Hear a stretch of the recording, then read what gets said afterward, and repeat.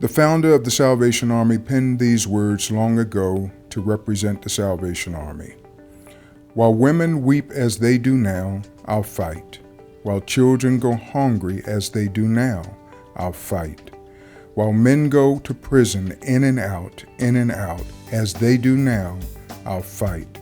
While there's a drunkard left, while there's a poor lost girl upon the streets, while there remains one dark soul without the light of God, I'll fight to the very end.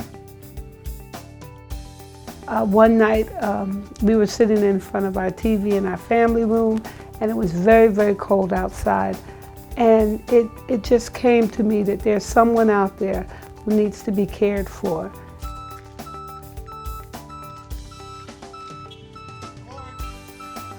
My name is Major Hester Dixon, and my husband and I are the area coordinators for the Buffalo Area Services.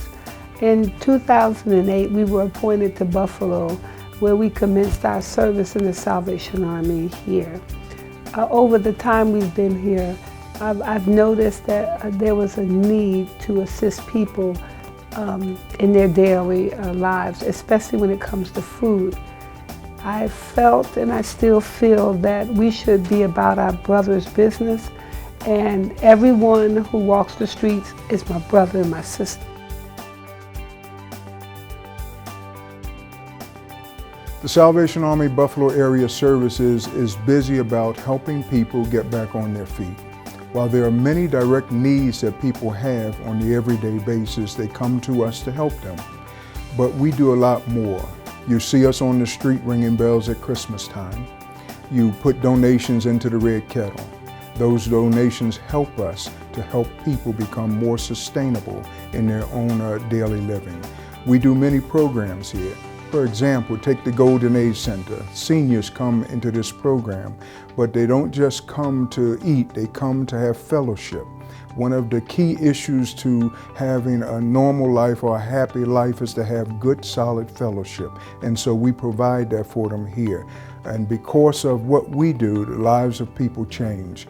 Our main objective is to help people to become more self-sustaining. How do we do that? By continuity of service, providing services that will help them not only get on their feet, but to go the distance to self-sustainability.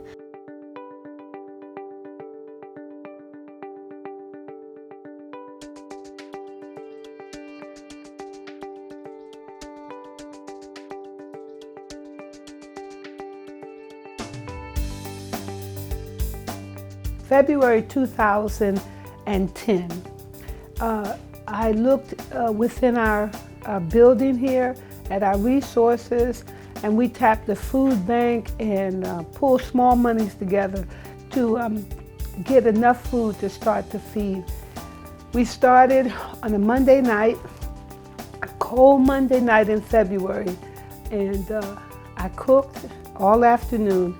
We went out and we were able to feed the first night 40, and it started with 40, and now just past Monday we fed about 130. And I thank God for the resources available to us so that we could do that.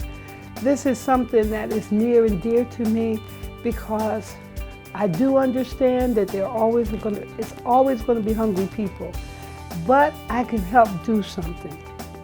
And that's what we want to do. We really want to make a difference.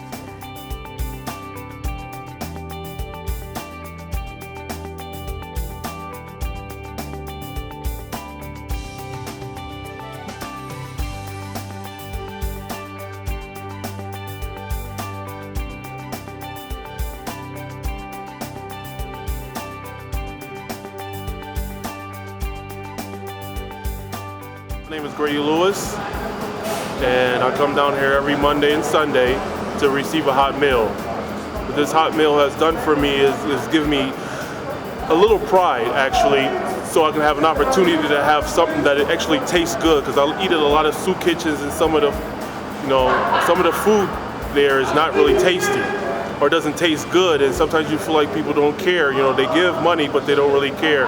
So with the Salvation Army and everyone that helps them, I just like to thank them because it gives me an opportunity to have a nice meal, you know, like I used to have when I was a child. And I love the cooks and the people to come out. It'd be cold out here, but you know, I walk a long distance, but it's worth it. It really is.